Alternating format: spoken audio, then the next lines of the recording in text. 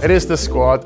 We are back, as promised, after the transfer window has closed to assess what Liverpool have from front to back. And we will start with the attackers. All these videos are going out for free, courtesy of NordVPN. So NordVPN partner with us at the moment, allowing us to put loads more content out for free, which is fantastic. So thanks to them, you're not just getting the forwards, but also the midfielders and the defenders out for free. And I will do a little bit more on NordVPN towards the end of the show. But these are the forwards, Neil. But we need to lose a few of them, as is custom. So Carvalho has gone to Brentford. Good luck to him, by the way. Yeah, South East England. It's a place called London. You might have heard of it. Yeah. It is down here. So let's sort of put Carvalho down to there. Seems to be enjoying himself, which is nice. And then we've also got a couple of loans. So Ben Doak has gone to Middlesbrough, which is up here. Excellent stuff. In the sort of the northeast. And I've just realised I'm not sure what I'm going to do about the East Anglia situation now. I think you've got to put him almost like higher than you think, but probably just this side of the goal. Okay. Bottom side of the goal. So here, maybe even a little higher. You know, Norwich is more north than Birmingham. Yeah, I don't want people to think he's in goal, though, is my sort of concern. But Kate Gordon has gone to Norwich, and very much good luck to him. So that's two interesting loan moves for Doak and Kate Gordon. It's the good clubs, it's good standard of football, they should play. So good loans for both of them. Yeah, there's a lot to be said about especially, there's been a lot of positive talk about Michael Carrick for an extended period of time. It's all a little bit new at Norwich, so we'll see how that one goes. But Norwich need to be upwardly mobile. It's striking at the minute in the Championship. It's a bit of an old guard return, and I'm actually doing a lower league show at the minute, and there's some Sunderland action. Sunderland at the top, aren't they? Sunderland at the top. Watford are third. They've won 3, lost 1, and West Brom are second. So it's a little bit of that empire striking back a tiny little bit at the minute. It makes you think at some point Norwich sort of get their act together, but they actually got beat game 1 by Oxford United. But I think they were still sort of finding their way. That was August the 10th, and for so many clubs, the state that they were in on August the 10th and where they are now is massively different. That's not Liverpool, as we're going to find out over the course of the squad. But it is one where I think there's, there are moving parts in there. I expect, listen, I think they are good loans for both of them. But the key question really is what it is that this manager wants and whether or not, they can fit the bill. I think for Gordon, for both of them, for both Doak and Gordon, just the idea of getting regular games so they can prove what they can do, whether that's for their next club for a full-time move after Liverpool or to come back to Liverpool next pre-season and have that year's experience, that could work for them. I just think Gordon especially, he's lost so much football and I feel so sorry for him because the world's a very different place. He literally starts, albeit as cover, but he literally starts a second leg of a semi-final for Liverpool.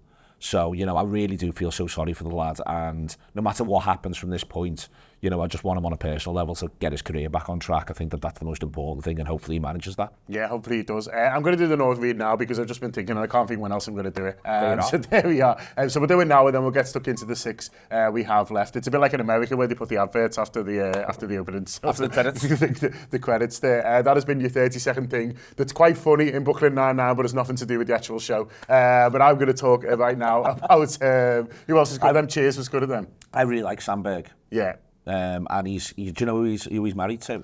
Yes, a singer who you like. Joanna Newsom. That's the one. What a couple, what a power couple. Yeah, the stuff they must get up to. Oh, God, the laughs. The dinner parties, so yeah. How do we get into it involved in them? Oh, God, let's say, Sandberg, if you're watching, and we put out for free because we know you're short for the subscription. If you're watching Sandberg, feel free to invite me and John to one of your many, many wonderful social events. Yeah, I like Lonely Island, the band. They were just silly and funny. Yes. I approve of that sort of thing. Let's just do something to make us laugh, and hopefully it'll make some other people laugh. John just characterised 60% of the bands he was in one move. We'll enjoy it, and maybe some other people will too. And Sandberg, if you need some trumpet that sounds a bit like Love. I'm your man. I know plenty of brass players as well. I build in a brass section. All of them will be better than me. Listen, NordVPN, huge thanks to them for partnering with us at the moment. I know a lot of you watching have signed up as well, and I'm enjoying the service. What it does, well, there's loads of reasons to sign up to a service like NordVPN. There's added internet security wherever you log in, which is particularly useful on public Wi-Fi's and things like that. There's the added peace of mind from security from phishing attacks and stuff like that. Listen, internet security is a massive issue at the moment, and it is a big thing, and people are worried about it. And something like NordVPN can give you that peace of mind when logging on to internet in different locations. But one of the main reasons I know a lot of you are signing up is that ability to change your virtual location where you are to another one that allow you to enjoy streaming services. I've tried to dip into some Sandberg stuff, to be honest with you, that isn't even available. There we are. Here. He's done so much, and I've sort of searched around, not been able to find it. Something like a NordVPN might allow you to do that. It can change your virtual location and allow you to enjoy TV shows, films, or even sporting games and events that aren't available in your country but are on others. So it's nordvpn.com/TAW. If you do want to sign up, you can have a go as well, because they are doing a 30-day money-back guarantee. So if you sign up, give it a go, and it's not for you, they're that confident that you can get your money back within 30 days. And there's also 4 months available extra on top of your subscription that they're throwing in as well. So thanks a lot to them. And now back to the forwards. I'm going to start with the 3 who've started all 3 games, which is Jota down the middle, which is Salah down the right, and then which is Luis Diaz, of course, down the left. And then I'll also put the 2 kind of, the 3 we see is maybe the understudies, if you like, behind them. So we've got Gakpo, we've got Nunes here, and then we'll put Chiesa on the right. Obviously, we've not seen him kick the ball yet, but you'd expect that's where he'll play the majority of his football. But we shall see. But it's quite the front 6 that they've managed to put together. You know, when we do the midfielders and defenders, we're going to talk about where they think there's gaps. I think you'd struggle to see gaps in that. It's 6 players. You know, only 5 of them obviously we've seen play for Liverpool, but it's 6 players who I think every club in Europe would look to take. Maybe not all 6 of them, but we'll be happy to sort of have them. It's a fantastic situation that Liverpool have got themselves in, so it seems. I think it's tremendous. I think if you go back to, I think the best ever Liverpool squad, literally the best ever one, was 2021-22. And it was a good squad. You know, it was a lot of good ages in terms of people coming to the Boyle as younger players like Elliott and Jones, and a lot of the lads now who are getting on a little bit in years but being still at the back end of the peak years. So Salah, Mane was still there, then Firmino was still there, but there was Jota as well, and then we buy Diaz. So then we have 5. And the 6th one's Minamino and the 7th one's Origi. And, Origi rightly has legendary status. And I liked, that isn't a phenomenal 7, but this is a better 6. This is a better 6. And I think that there's also tons and tons of versatility, specifically from, I think, Diaz, Gakpo and Chiesa, with a little bit of Jota as well. It's been interesting to me, the 15 minutes here and there of Diaz going up front. Yeah. Like he's looking at something. It was striking when he does that against Ipswich, and then he goes Diaz up top and moves Gakpo left a little bit more, almost like he was like, well, I want Gakpo to do that, but I want to see what this looks like for a period of time. And I can see Liverpool ending some games with that in mind, i.e. we can get it through the middle of the pitch to a natural ball carrier who, if we're ahead, can just act as an outlet and get us up and get us out a little bit more than someone like Jota, who I think his intelligence and his link-up play is phenomenal. And his actual ability to burst past 2 or 3 in that sort of 110-metre hurdler sort of way is great, and it's great around the penalty area. But if you're trying to sort of see off a lead, you're 2-0 up, and you want just someone to go and almost take the ball dead, he's not necessarily the man that you'd want. And is Darwin the man that you'd want in that scenario, because he's so goal focused? Yeah. So is someone like Diaz occasionally moving into there, is that something he wants? So he's had a look at that as well.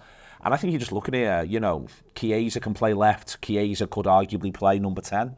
Gakpo can play central. Gakpo could obviously arguably play number 10. If it came to it in an absolute squeeze, I think Diaz and Jota could both go wide right. We've seen Jota play wide right before. I don't think it's what this manager wants. I think this manager solely sees Jota as a number 9. I think it'll take a lot for him to move him. But we've seen literally Liverpool have had injury crises in the past. And this is where you can't drive yourself mad. This is 6 great options. It's 6 brilliant options. So you can't start thinking about a 7th. If you see what I mean, I just said before, Origi is a 7th. It's too many, it's too much. In attack, it's too much. We ended up having to sell both, sell/let go both Origi and Minamino at the end of that season because it was too many to carry effectively. Yeah, and you end up just sort of not being able to get people the requisite time on the pitch that they need for rhythm, but also just for them generally to feel like they're part of it. I think 9 subs massively helps, and I think there's no reason, even if everyone's fit, there's no reason why all 6 of them, 3 start and 3 should be on the bench. If everyone's fit in the full squad, I'd still want the three options of the lads who you can change before you in attack, because the manager could see something where he goes, okay, I need this flavour now. I need this variant now. It'll be better if I've got more of this, less of this, and having that option. So I would always. I think as well in those opening games we've seen, even when he hasn't needed to, change a game to win it, thankfully, because we've been very winning this season. He just for freshness. Well, he's took at least 2 of them off in every game, and I think the last one he took all 3. I think this is something which we're gonna. Please do not flinch when I say this, but I think you saw this. I think that there's some areas of the pitch where a manager decides, I want freshness here as much as possible, and there's others where he decides, no, I want rhythm and patterns of play, and I'm prepared that those lads have to do a bit more graft, because even with 5 subs, I can't change everyone. Yeah. And I think from what we've seen so far, I think it's so important to him to have pace in wide areas, but to have pace in wide areas, it means you need continual sprints in wide areas, but you also, it's not just the idea of where they are on 70, it's the idea that you want them feeling on 55. Actually, I will make this run because I have not got to worry about my legs, because I'm probably going to get took off. Mm-hmm. That's what's going to happen. So I can just keep going. I can keep going at full tilt, because the cavalry will come at some point for me, and I might not like that in the moment when it happens, but there is a reason why that's going to happen. And I think that's where, to me, and what we've seen from the pattern of play, I think it's so important. He's got pace and quality in wide areas. I think that it's an easy thing to say. One of the problems with this is, would you like Mo Salah? Well, as you said, practically every team on the planet. I think every team on the planet would say yes, please. Yeah. So you've got to be careful not to sort of overstate that, but I think he needs there to be genuine quality with pace in wide areas at all times. Mm-hmm. I think that I would worry if I just don't think he can carry one there the way he's got the wingers playing. I don't think he can use them as wide forwards. I don't think he can use them as that sort of anchor attacking midfielder. An example of that is the way Benitez uses Kuhl and Kaut, 2 quite different players, but Benitez should use them to sort of to anchor your play and go from there. I think he'll use other people for that sort of thing. I think he'll use the midfielders for that, and I think he'll use Jota for that. Salah gives you the best of all worlds. Salah will do that for you, but he can do other stuff. But I think he needs them to be able to run at, beat, and run away from whoever their opposite number is, and ideally more than one. So I think he's going to need to have that at all times. What I think is most interesting is the absolute opposite of what I thought he might do. Looking at all the final stuff, which shows what I know, but also shows that quite possibly he's just had a conversation with the footballer, is he's absolutely anchored Salah in all circumstances to wide right. So I've said Diaz has done bits inside, Jota's therefore moved a little bit, I think at times, Gakpo's moved a little bit. We haven't seen much of Nunez yet, nor in pre-season to tell. Chiesa has come in, he's talked about his versatility already. Salah's done one thing. Yeah. And so I think we can take from that, Salah's going to do one thing all the way through the season. There's been no sign of anything else, not in the 3 league games and not in the pre-season games we were lucky enough to watch. Yeah, no, that is an interesting thing. What is also going to be interesting to me is that when these 3 do drop out, and I'll take them out now because they're not going to play every game, and he wants 6 because that's what he sort of, he's going to sort of want to rotate. Sorry, this is going a little bit mad, but I'm sure it'll sort itself out. Yeah, there we go. So there might be a game coming up, say, an obvious one is the League Cup game against West Ham, where he goes, okay, 3 out, 3 in, and he goes Gakpo, Nunez, and then Chiesa on the right-hand side. I think it's going to be really different how they look within what we're doing now, because I think in other positions, I think you won't notice too much difference. Listen, there might be a drop-off, or there might, the different sorts of footballers. But for example, he could swap both full-backs next weekend, and we play exactly the same. He could say, right, Curtis Jones is back, I'm going to take him out for Gravenberch, and he'd be asking Curtis Jones to do more or less the same thing as what he's been doing with Gravenberch. Similar thing with Harvey Elliott when he's comes with Sabose. But these are just different footballers. Cody Gakpo is very different to Luis Diaz.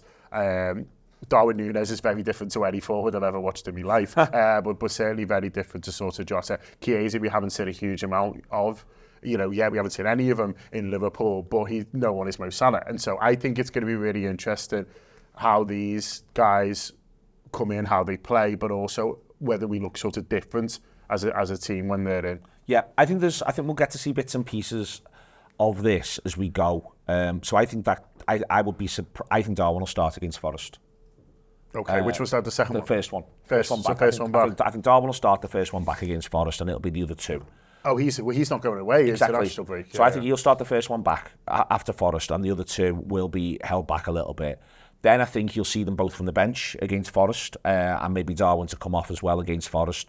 Then from the Tuesday, because it's Saturday, Tuesday, that turnaround, and it's away. So then I think Milan, I think he'll pick his first 11, back to his first 11. So I think he'll make a couple of changes for Forest across the pitch. Then he'll go back to his first 11. Then he might just run them, because it's then Tuesday into Saturday at home against Bournemouth, run them. And then I think he might get what you're talking about. Yeah. But by then we might have seen what Darwin's doing. I think Darwin's link-up play in the first half of last season is really good. I don't think it's really good by Darwin's standards. I think it's really good. I think Darwin's play begins to deteriorate post-Brentford when he gets a bit of an injury. He's not in the League Cup final. He comes back. He scores a great goal and an important goal against Forest, but I don't think he's quite the same player. So in the same way that the others, Salah, since he's had the break, looks better. Yeah. You know what I mean? I wouldn't surprise me if Darwin's more... is able to get involved in some of the ways Jota has. I don't think he'll ever have the subtlety that we've seen Jota have in that position. I don't think he's that player. But I don't think he can only do one thing, which is run the other side. I think he's been asked to do that so far because of the game state. But I think we might see Darwin's ability to bring people into play, and especially the relationship he's got with Salah. First half of last season, it was all we were talking about. Yeah. So I think we might get to see a little bit of that a bit more. And that's why I think it would be good for Darwin to get that in. I agree with you on Gakpo and Chiesa. Chiesa won't be Salah, and the idea he can do a lot of that horrible number 9 stuff that Salah does as well, I think won't be there. But then we might just divert those resources to Cody. You see what I mean? It might be that Cody becomes that sort of, it works this way, it hits me here, you all run off me, it sticks. And we've already seen with Szoboszlai, to your point there, I'd have even more, I agree with you, but I'd have even more faith in it. But we just saw Szoboszlai against United play left-hand side for at least a half, because tactically Liverpool wanted to get all over Casemiro. So I think that, for instance, it could well be, and that could be your moving part. What you get from the two deeper ones might be quite consistent. As you say, the fullbacks might be quite consistent. The centre-halves are centre-halves, and I'm sure they're doing lots of sort of things, but we're idiots and we can't see it. But it might well be that almost what you get from that floating midfielder and his relationship with the front three dictates what it is we're asking of them a little bit more. Because I think Diaz actually plays a little bit differently against United.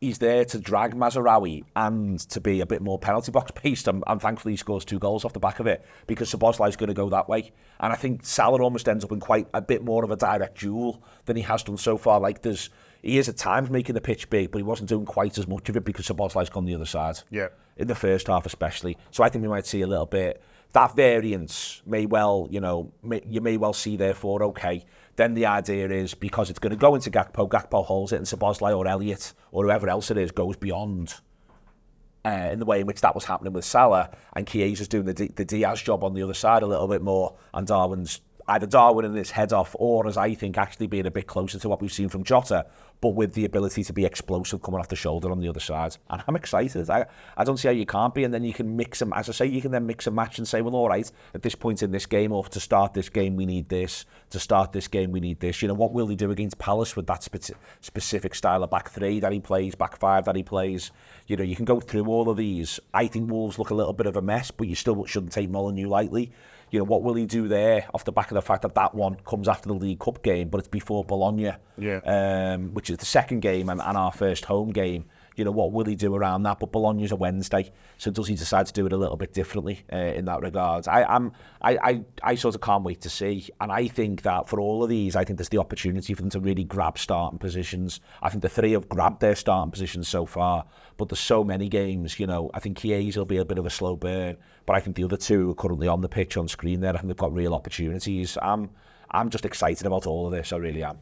Great. Neil's excited. You should be excited as well. In terms of forward options, it's really been better, and I think they're going to score a lot of goals between them. That's been the forwards. Midfielders, I think, is tomorrow. Up the Reds.